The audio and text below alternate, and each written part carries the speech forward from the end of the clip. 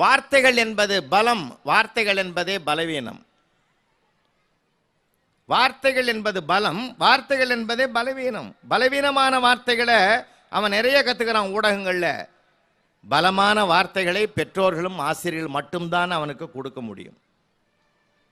ஏன்னா கேட்கறத விட பார்க்கறது ரொம்ப பதியும், ஆபத்து அதிகமாக இருக்கு இப்போ.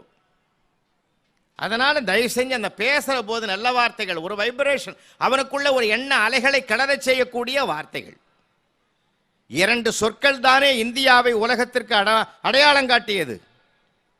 அன்றைக்கு சிகாகோ மாநாட்டிலே சுவாமி விவேகானந்தர் என்ற இளம் சிங்கம் இந்திய தேசத்தினுடைய இறையாண்மைய ஆன்மீகத்தை லேடிஸ் அண்ட் ஜென்டில்மேன் என்று முழங்கிய மற்றவர்கள் பேச்சின் மத்தியிலே பிரதர்ஸ் அண்ட் சிஸ்டர்ஸ் என்று 2 சொற்களால் தான் இந்தியாவை அடையாளப்படுத்தினார். அந்த பெருமையான சொற்களை பிள்ளைகளுக்கு உருவாக்கும், வலிமையான சொற்களை உருவாக்கும். நிறைய பேசணும்.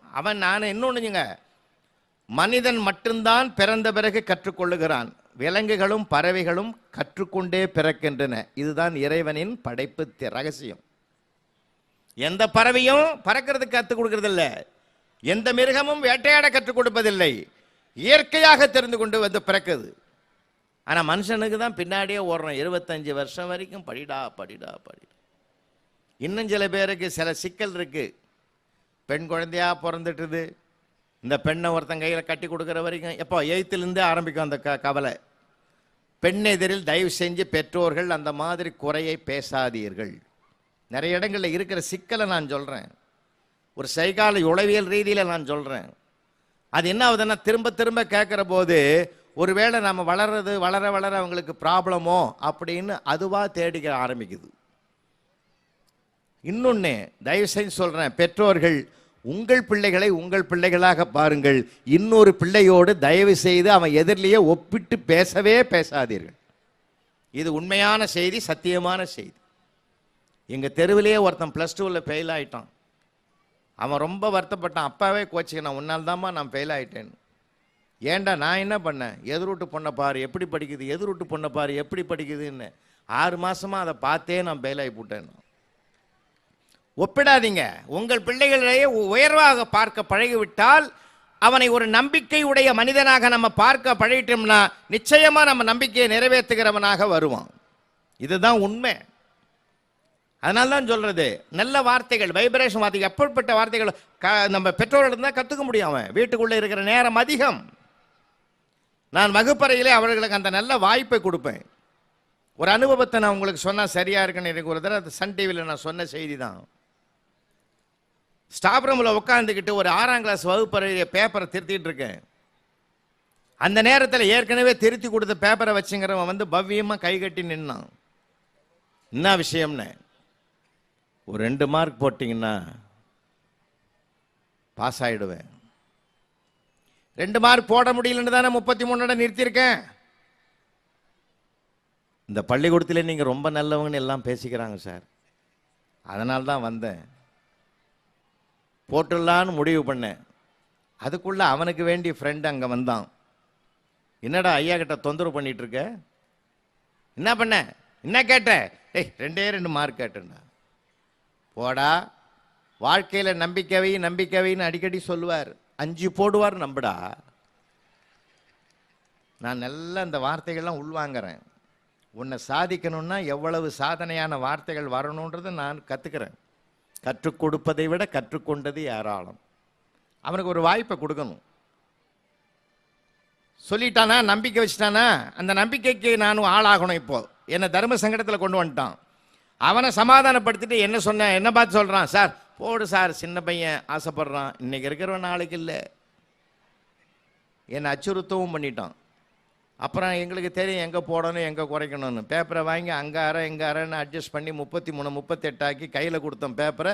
அதை வாங்கிக்கிட்டு அவனுக்கு சப்போர்ட் பண்ண வந்தவனை பார்த்து சொல்கிறான், என்னமோட உன் புண்ணியத்தில் நான் பாஸ் ஆகிட்டேன்னு போகிறான் சார். அன்றைக்கி ராத்திரி பூரா நான் ரொம்ப சந்தோஷம் இல்லை, என்னமா ஜெயிக்கிறான் பசங்க, நம்மளை விட அட்வான்ஸாக போகிறோம். நம்ம எதையுமே மகிழணும் சார். யூகேஜி படிக்கிற பெண் குழந்தைய தாத்தா பஸ்ஸில் ஏற்றுறதுக்காக கூட்டிகிட்டு போகிறாரு. சாக்ஸை போட்டு, ஷூவை போட்டு, ஐடி கார்டை போட்டு, யூனிஃபார்முக்குள்ளே தன்னை திணிச்சிக்கிட்டு, ஒரு பக்கம் லஞ்ச் பேக், ஒரு பக்கம் வாட்டர் பாட்டில், ஒரு பக்கம் முதுகு பூரா பெரிய பாடம் மூட்டை, அப்படின்னு மலையேற பயிற்சி மாதிரி போய்கிட்டு இருக்குது. தாத்தா மனசு வருத்தப்பட்டு சொன்னார், இப்படிலாம் நான் அந்த நாளில் சுமக்கலடா கண்ணா, அந்த புக்கு பேக்கையாவது குடுறாரு அஜாத்தி. வேணாம் தாத்தா, நீ ஏற்கனவே பெண்ட் ஆகிருக்கிற. தாத்தாவுக்கு சந்தோஷம் தாங்கலை. வீட்டில் இருக்கிற பாட்டி கூட என் மேலே அவ்வளோ அக்கறையில், என் பேத்திக்கு என்னம்மா பாசம். கொஞ்சம் தூரம் போனார். பேத்தி சொல்லிச்சு, தாத்தா புக்கு பேக்கு நானே வச்சுக்கிறேன், வாட்டர் பாட்டில் நானே வச்சுக்கிறேன், லஞ்ச் பேக்கு நானே வச்சுக்கிறேன், என்ன நீ தூக்கிக்கோ.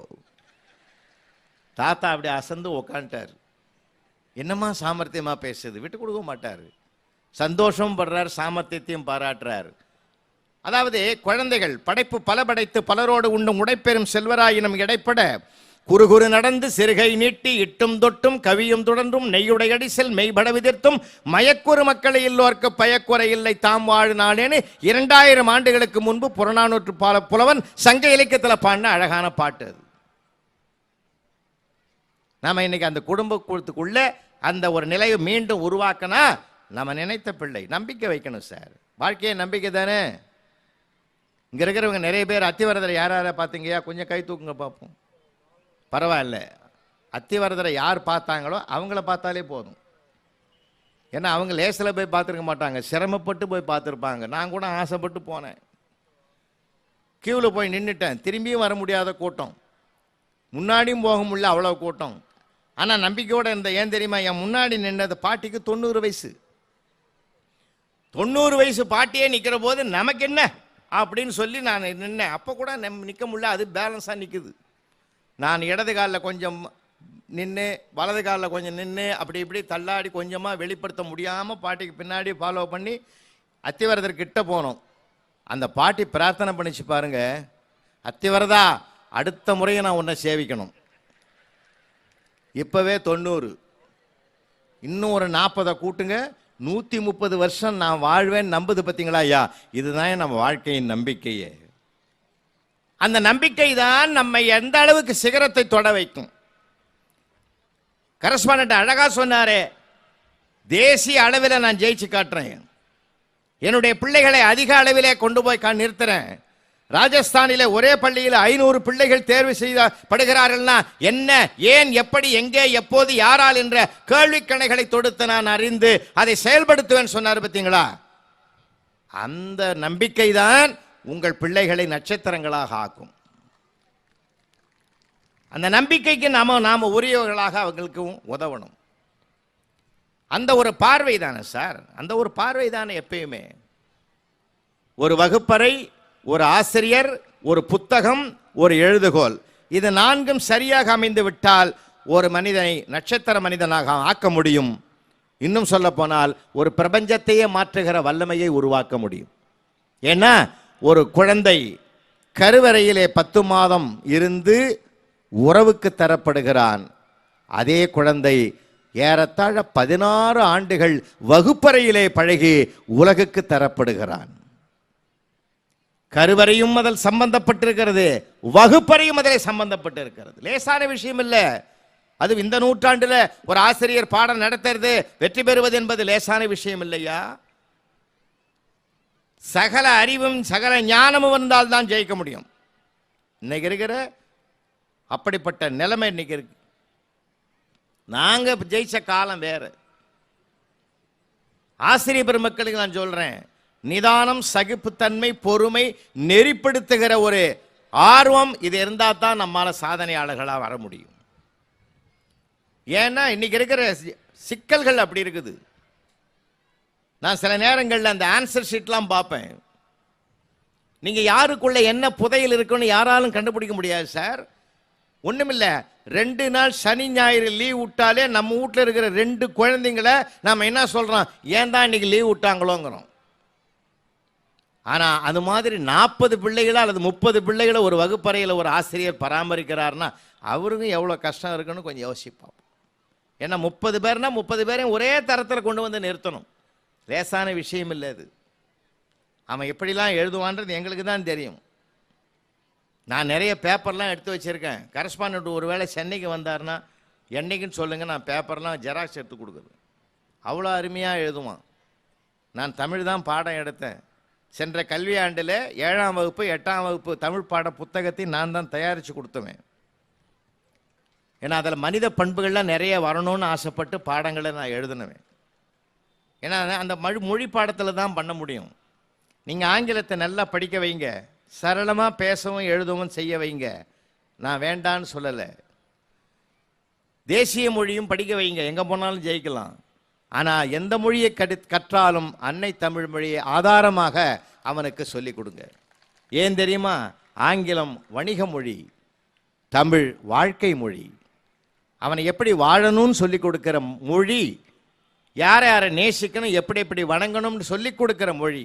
அந்த வாழ்க்கை மொழியை நாம் இழந்துடக்கூடாது. சென்ற மாதம் சிங்கப்பூரில் 1 வாரம் நடந்த நிகழ்ச்சியில் நான் பங்கு பெற்றவேன். புலம்பெயர்ந்து போன தமிழர்களிடையே இருக்கக்கூடிய அந்த மொழி உணர்வு தமிழகத்தில் குறைந்து வருகிறதோ என்று கூட ஒரு வருத்தம் என் உள்ளத்தில் இருக்கு.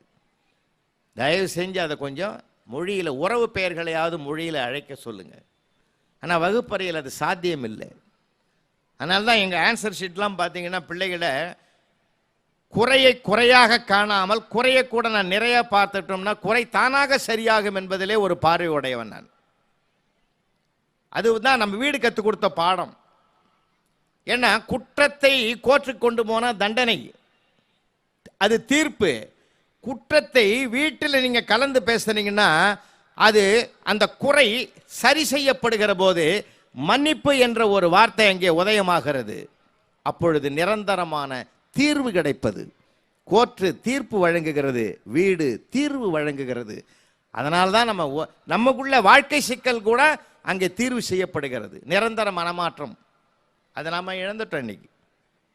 எந்தையும் தாயும் மகிழ்ந்து குலாவி இருந்தது மின்னாடேன்னு பாரதி பாண்டானு.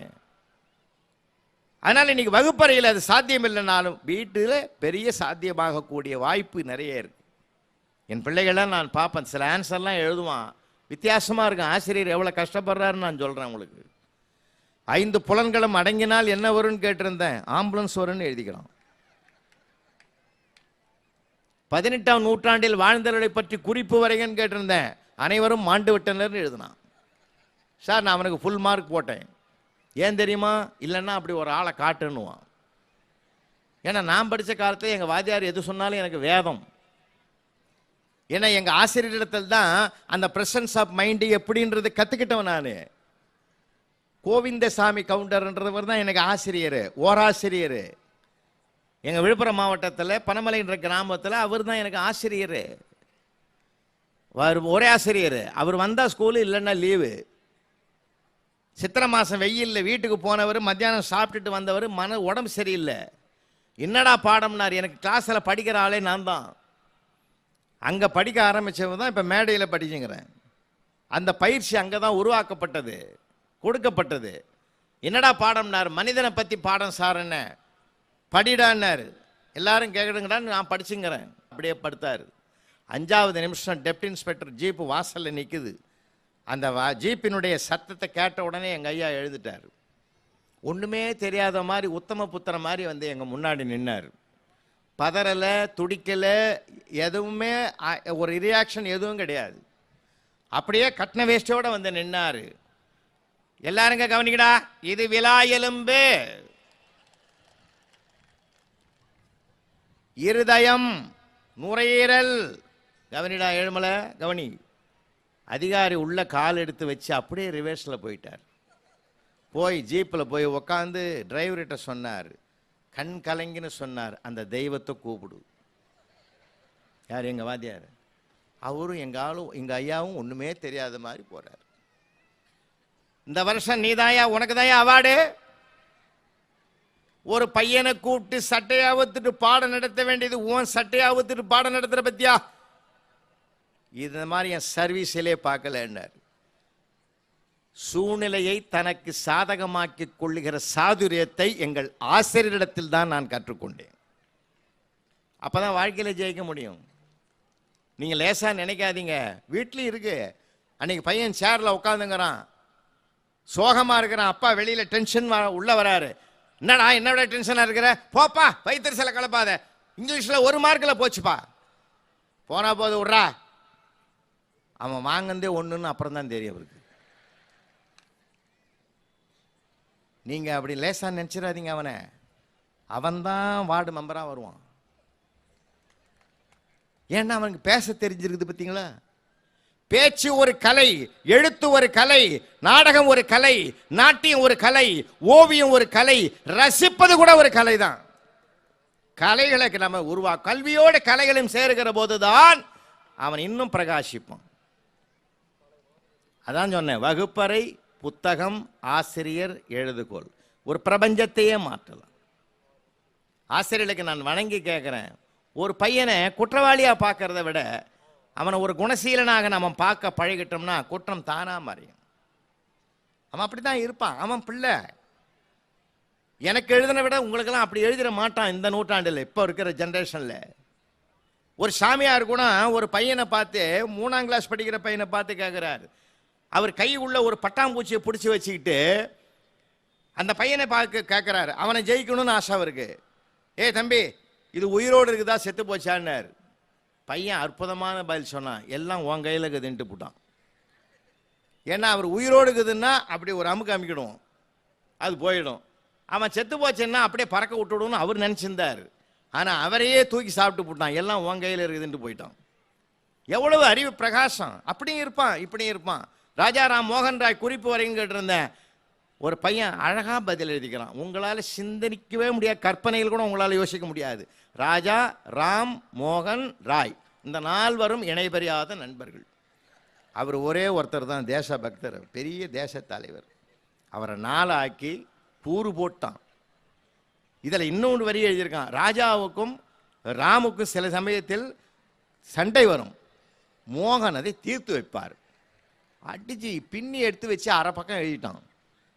கூப்பிட்டு கேட்டேன், ஓன்னு அழுதான். டேய், அரசாங்கம் சொல்லியிருக்குது அடிக்கப்படாது, திட்டப்படாது, பையனுக்கு மன உளைச்சல் வர மாதிரி சொல்லக்கூடாதுன்னு அத்தனை ரூல்ஸ் எங்களுக்கு தாண்டா போட்டுக்குது, உனக்கு ஒன்றுமே இல்லை, தப்புன்னு கூட சொல்ல ரைட் இல்லையா எனக்கு அப்படின்னு. நான் அதுக்காக அழுவல. இது எதுக்கடா அழுவுற, நீங்க பட்சி பார்த்து தெத்துவீங்கன்னு நான் நினைக்கவே இல்லைன்னா. இனி நான் பேச முடியுமா? சரி விடுறா.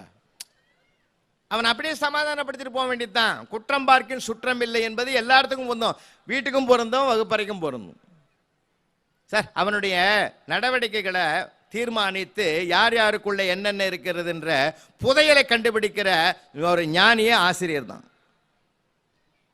நான் ஒரு சின்ன நிகழ்ச்சி சொல்லட்டுமா?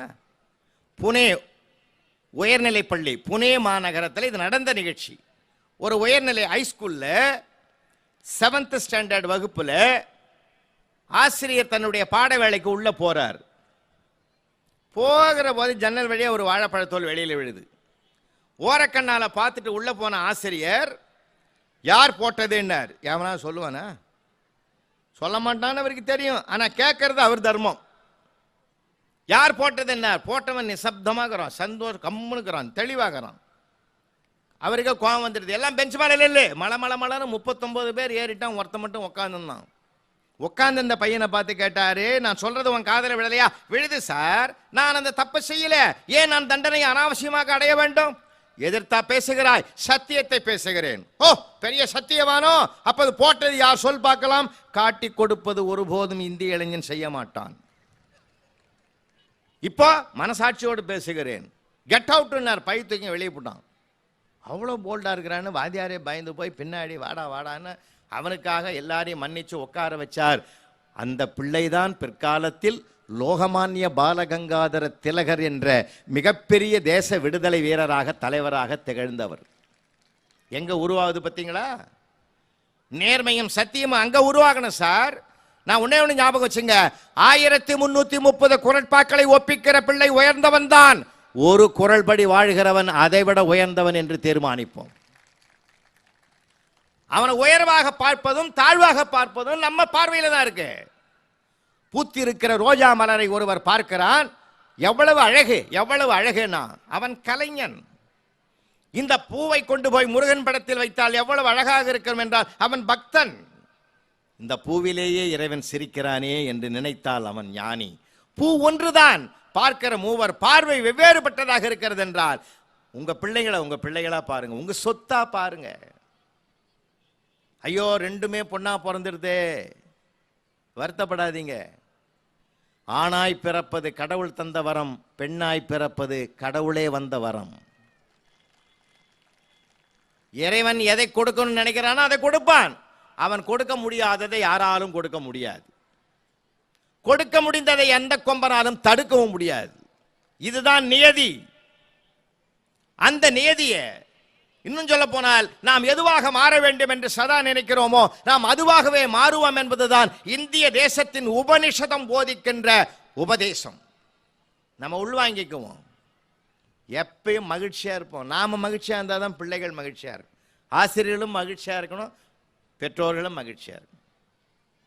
ஏன்னா வகுப்பறையில லேசான விஷயம் இல்லை சார், சாதாரணமான விஷயம் இல்லை. ஒரு நிகழ்ச்சியை நான் சொன்னா சரியா இருக்கும்னு நினைக்கிறேன். நடந்த உண்மை.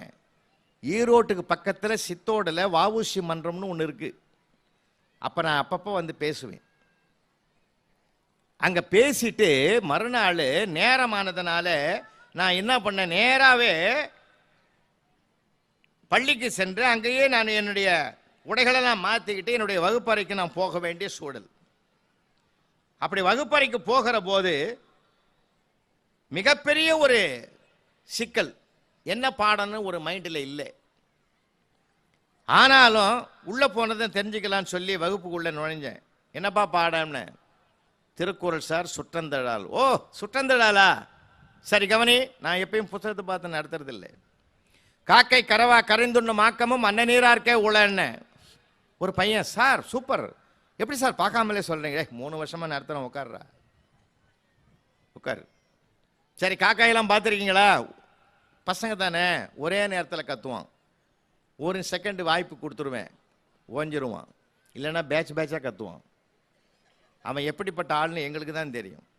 சைலண்டாகவும் சரி சரி சரி சரி மகாதேவா உங்கள் வீட்டில் காக்காயை பார்த்துருக்கேன் சார்? நான் பார்த்துருக்கிறேன் சார். கிருத்திகை அமாவாசை வெள்ளிக்கிழமை எல்லாம் எங்கள் அம்மா வந்து காக்காய்க்கு கூப்பிட்டு சோறு வைப்பாங்க சார். அது அப்படியே சுற்றி 10 காக்காயை உட்காந்து ஷேர் பண்ணி சாப்பிடும் சார். சண்டை இல்லை, சச்சரவு இல்லை, சந்தோஷமாக இருக்கும் சார். நான் நிறைய தடவை பார்த்துருக்கேன் சார். இதை தாண்டா திருவள்ளுவர் சொல்கிறார். இதே சார் சொல்கிறாரு சார், ரொம்ப நல்லா புரியுது சார். இன்னொருத்தன், சார் ஒரு டவுட்டு. என்னப்பா இது, பரீட்சைக்கு வருமா சார்? வருண்டா, உக்காரு. பரீட்சைக்கு வர்றதுக்காக படிக்கிறது, வாழ்க்கையில் வருண்டா. இது வாழ்க்கையில் வரும். நீ வசதி பெற்ற காலத்தில் உன் உறவுகளோடு பகிர்ந்து கொண்டு மகிழ்ச்சியாக இருந்தாண்டா சுற்றத்தை எப்படி பாதுகாக்கணும்னு, உறவை பாதுகாக்கிறத பற்றி வள்ளுவர் சொல்கிறாருன்னு. சார் நீங்கள் நினைக்கணும் 39 பேரும் சந்தோஷமாக இருக்கிறான், ஒருத்தன் மௌனமாகறான். ஏன்பா உனக்கு புரியலையான்னு? புரியுது. நீங்கள் நடத்தி புரியாமல் இருக்குமா? பின்ன ஏன் மௌனமாக இருக்கிற? அதெல்லாம் ஒன்றும் இல்லை சார், நீங்கள் வள்ளுவர் சொன்னதை அப்படியே சொல்கிறீங்க, உங்கள் மேலேயும் தப்பு இல்லை. ஆனால் நான் பார்த்தது வேற, நீங்கள் சொல்கிறது வேற. என்னத்தை பார்த்த? நேற்று எங்கள் தெருவில் பொன்னமான ஒரு பாட்டி வடை சுட்டு முறுக்கு சுட்டு விற்குது. ஒரு முறுக்கை ஒரு காக்கா தூக்கும் போச்சு. பாட்டிக்கு முட்டை வரி ஃபாலோ பண்ண முடியாதுன்னு நான் ஓடி போய் மீட்டு தரலான்னு வேகமாக ஓடினேன். அந்த காக்கா புளியா மரத்தின் உச்சியில் உட்காந்து தான் மட்டும்தான் சாப்பிட்டதை தவிர தன் இனத்தை அது கூப்பிடவே இல்லைன்னா. இது 100க்கு 100 உண்மை. மனசெல்லாம் பதைக்குது. என்னடா நம்ம வம்பில் மாட்டிக்கணுமே, இதுக்கு என்ன பதில் சொல்றது? கடவுளே என்னை காப்பாத்துன. கடவுள் காப்பாத்திட்டான் சார். பீரியடு முடிஞ்சு பெல் அடிச்சிட்டான். நான் சந்தோஷமா வெளியில போறேன்.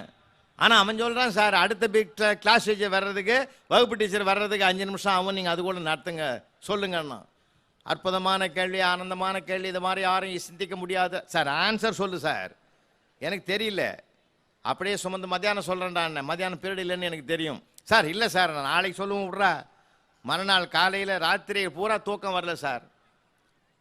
3:30 மணி வரைக்கும் தூக்கம் வரல. என் பொண்ணு 7th படிக்கிற வேறு ஸ்கூலில். என்னப்பா நான் அந்த மாதிரி பிரச்சனை என்ன? அது சிம்பிள்ப்பா, நீ தூங்கு, நான் ஆன்சர் சொல்கிறேன்னு. நான் காலையில் ஸ்கூலுக்கு புறப்படும் போது ஒரு ஆன்சர் சொல்லிச்சு. அதோட சந்தோஷமாக நான் ஸ்கூலுக்கு போகிறேன். எவன் கேள்வி கேட்டான்னு அவன் காம்பவுண்டுக்கு வெளியில் நிற்கிறான். ஏன்னா அவன் நேரம் அது. ஐயா வணக்கம், எங்கே லீவ் போட்டுருங்களோன்னு பார்த்தேன்னா. போடா வரேன் போடா. செகண்ட் பீரியடு நான் நுழையிறேன். ஐயா நான் கேட்ட கேள்விக்கு பதில் சொல்லுவார், எல்லாரும் தயாராக இருங்கடான்னு அவங்க ஒரு அனௌன்ஸ் பண்ணுறான். சரி, நான் சொன்ன முதல்ல 39 பேர் அவனை கைத்தட்டி பாராட்டுங்கடான்னு. எவன் ஒருவன் யார் ஒருத்தன் சொன்னது சரின்னு நியாயம்னு ஏற்றுக்கிறோமோ அந்த கேள்வி கேட்டவன் சமாதானம் ஆயிடுவான். இதுதான் வாழ்க்கையில் நம்ம கற்றுக்க வேண்டிய பாடம். கை தட்டின உடனே அவன் ஒரு மாதிரி ஆயிட்டான், கூச்சத்துக்கு ஆளாயிட்டான், வெக்கப்படுற மாதிரி ஆயிட்டான். நீ சொன்னதும் சரி, வள்ளுவர் சொன்னதாக நான் சொன்னதும் சரி. காக்காய் மனிதனுக்கு ஒரு பாடம் நடத்துகிறது. என்ன பாடம் தெரியுமாடா? ஏ மனிதர்களே, நேர்மையாக வருகிற பொருளை உன் இனத்தோடு பகிர்ந்து கொள், தண்டனை கிடையாது.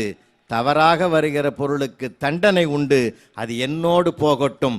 என் இனத்துக்கு வரவேண்டாம் என்ற பண்பாட்டை படிப்பினையை நீ பார்த்த காட்சி தெரிவிக்குதுன்னு அவன் சொன்னான். சபாஷ். யார்? அவன் சொல்லி நான் சொல்லணும், நான் சொல்லி அவன் சபாஷ்ன்னா. ஏதோ ஒன்று நடக்கட்டும். அப்போ நான் சும்மா இருக்கப்படாதா? இது கூட உன்ன மாதிரி 7th படிக்கிற என் பொண்ணு தாண்டா சொன்னான்னு. அதான் நான் பார்த்தேன்னா. அது நானாவது சும்மா இருந்திருக்கலாம் சார். இன்னைக்கு குழந்தைகளை ரசிக்கணும் சார். குழந்தைகளை ரசனையோடு நீங்க அன்பாக பழகி பாருங்க. அவனுடைய ஆற்றல் எல்லாமே வெளிப்படுவதற்குரிய வாய்ப்பு வாசல் அங்கே கிடைக்கும், அங்கே கிடைக்கும். அதனால ஒரு பக்கம் பெற்றோர்கள், மறுபக்கம் ஆசிரியர்கள் குழந்தைகளை குழந்தைகளாக பார்க்க பழகிவிட்டால், ஏன்னா குழந்தைகள் வைரங்கள், அவர்களை திட்டாதீர்கள், தீட்டுங்கள் என்பதுதான் உங்களுக்கு நான் வைக்கக்கூடிய வேண்டுகோள். இன்னைக்கு குழந்தைகள் அந்த குழந்தை சுகத்தையே இழந்துட்டு இருக்காங்க. அப்படிப்பட்ட நிலைமை இனியும் வரக்கூடாது. எப்போ பார்த்தாலும் படி. வார்த்தைகள் என்பது பலம், வார்த்தைகள் என்பதே பலவீனம். அப்போ இருந்தது நிறைய பிள்ளைங்க, இப்போ வச்சுக்கிற 1-2 கூட சில பெற்றோர்கள் இழந்திருக்கிறார்கள். அதை எச்சரிக்கையாகவும் நான் சொல்கிறேன். நீட் எக்ஸாமில் ஃபெயில் ஆகிட்ட எத்தனை பேர் போயிருக்காங்க, பேப்பரில் பார்த்துருக்கீங்க. போனால் போது அடுத்த முறை முயற்சி பண்ணுவோம். உலகத்திலே பெரிய படிப்பு டாக்டர் படிப்பு தானே, அதை விட உயர்ந்த படிப்பு இல்லையா? எத்தனை துறைகள் அவர்களுக்கு காத்திருக்குது தெரியுமா? ஏதோன்னு ஒரு துறை, அவனுக்கு எது ஆர்வமாக இருக்குதோ அந்த துறையில் அனுப்புங்க, அவன் வித்தகன் ஆயிடுவான். மேதக அப்துல் கலாம் மாநிலத்தில் ஸ்டேட் ஃபர்ஸ்ட் வந்தவரா, சென்ட்ரல் ஃபர்ஸ்ட் வந்தவரா? ஆனால் அவருக்கு உள்ளுக்குள்ளே இருந்த அத்தனை திறமைகளையும் புத்திசாலித்தனத்தையும் இந்திய தேசத்தினுடைய உலக பார்வைக்கு கொண்டு செல்லுகிற மிகப்பெரிய வலிமையையும் அவர் உள்ளத்திலிருந்து வெளிப்பட்ட போது பொக்ரான் அணுகுண்டு சோதனை மே மாதம் 23ஆம் தேதி நிகழ்த்தப்பட்ட பிறகு மறுநாளே அறிவித்தது அமெரிக்கா இந்தியா வல்லரசாகும் என்று. அந்த ஒற்றை மனிதனால் இந்தியா உயர்த்தப்பட்ட வரலாறு உங்களுக்கு தெரியும். உலகத்திலேயே 42 இந்திய பல்கலைக்கழகங்களை மட்டுமே படித்தவர் அவர். ஆனால் உலக பல்கலைக்கழகங்கள் 42 பல்கலைக்கழகம் அவருக்கு கௌரவ டாக்டர் பட்டம் கொடுத்து உயர்த்தி பார்த்திருக்கிறது என்றால் அந்த வரிசையில் உங்கள் பிள்ளை வரட்டுமே. சென்னையிலே அசோக் நகரில் ஜவஹர் வித்யாலயா மெட்ரிக் பள்ளியில் படித்தவன் தான் சுந்தர் பிச்சை. இன்ஜினியரிங் காலேஜில் சேருவதற்குரிய முழு மார்க் இங்கே இல்லைன்னு அடுத்த மாநிலத்தில் படித்து இன்னைக்கு கூகுள் நிறுவனத்தின் மிக உயர்ந்த சம்பளத்தில் இருக்கிறான்னா திறமையும் புத்திசாலியும் இணைந்து விட்டால் அவர்களை யாராலும் வெல்ல முடியாது. அதனால கடும் வார்த்தைகளை பேசாதீங்க. அவன் சரிவை நோக்கி வருகிற போது உடல்நலம் ஆரோக்கியம் இல்லாமல் இருந்திருக்கலாம். அவன் முழுமையாக தெரிந்து கொண்டு போனதெல்லாம் அச்சத்தின் காரணமாக மாறி இருக்கலாம். அதனால அவர்களுக்கு என்ன முறையில் சொல்லணுமோ அந்த முறையில் சொல்லுங்க. ஒன்றை சொல்லி நான் நிறைவு செய்கிறேன். நீட் எக்ஸாமில் ஒரு பையன் ஃபெயில் ஆகிட்டான்.